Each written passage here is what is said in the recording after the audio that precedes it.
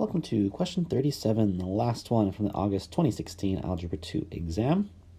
So this question is all about compounded interest. So just to help us out, I've gone ahead and written up here the equation for that.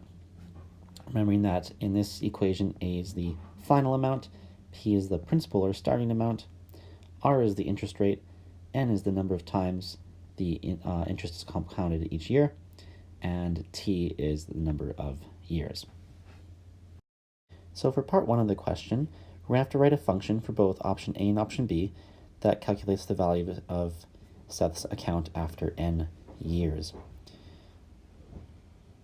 So let's get started with looking at option A. So the starting amount is $5,000, and he's going to get paid 4.5% interest compounded annually. So we're going to take 1 plus 0.045 over 1, because it's compounded annually, to the power of n. I'm not going to write times 1 because it's kind of a waste of time. And then we can simplify this to being 5,000 multiplied by 1.045 to the power of n. Now for option B, it also starts with an initial value of 5,000, but this time the interest rate is 4.6%, so it's going to be 0.046, and we're going to not divide it by 1.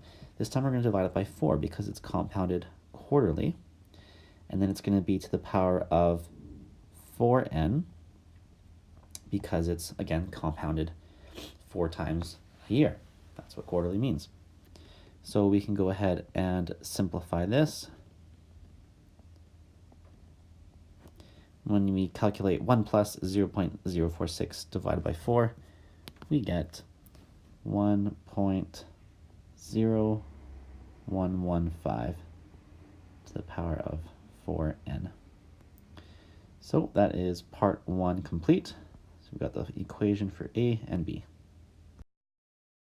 Now moving on to part 2, it asks us to find out which option, how much more money option B would earn than option A if he's collecting money, collecting money for 6 years.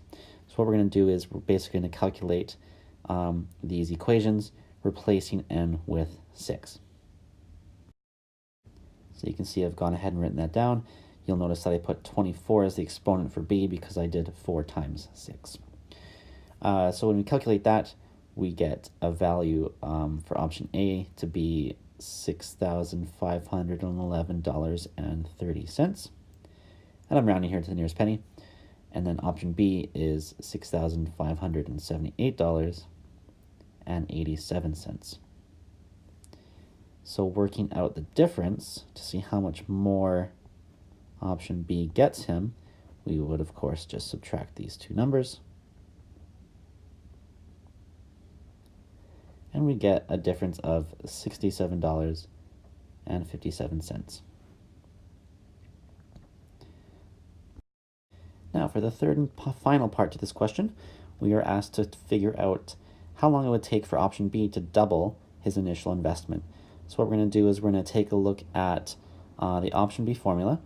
And if we want his investment to double, well, double 5,000 is $10,000. So let's just zoom in over here because I'm kind of running out of space. And so we're going to write out the formula, giving it a final value of $10,000. So the initial is 5,000. We're multiplying that by 1.0115 to the power of 4n. So our goal here is to solve for n. So to do this, we can start by dividing both sides by 5,000. Just simplify this a little bit. That's going to make those cancel out. And we'll get 2 is equal to 1.0115 to the power of 4n. Now, since our variable is in the exponent here, we're going to use the trick where we take the log of both sides. So log of 2, and we're going to take the log of this. And by doing that, we can now take this exponent of 4n and move it to the front. So now we're going to have a log of 2 is going to equal 4n multiplied by log of 1.0115. So at this point, to isolate n completely on its own, we are going to divide everything by both 4 and log of 1.0115. That would cause those and all of this to cancel out. So we do the same thing on the other side.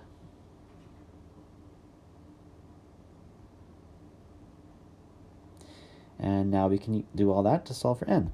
So we would calculate log of 2 divided by 4 times log of 1.0115, and that gets us an answer of 15.2 if we are rounding to the nearest tenth. All right, that would be it for this question, and thanks for visiting JD's Regents Preparation.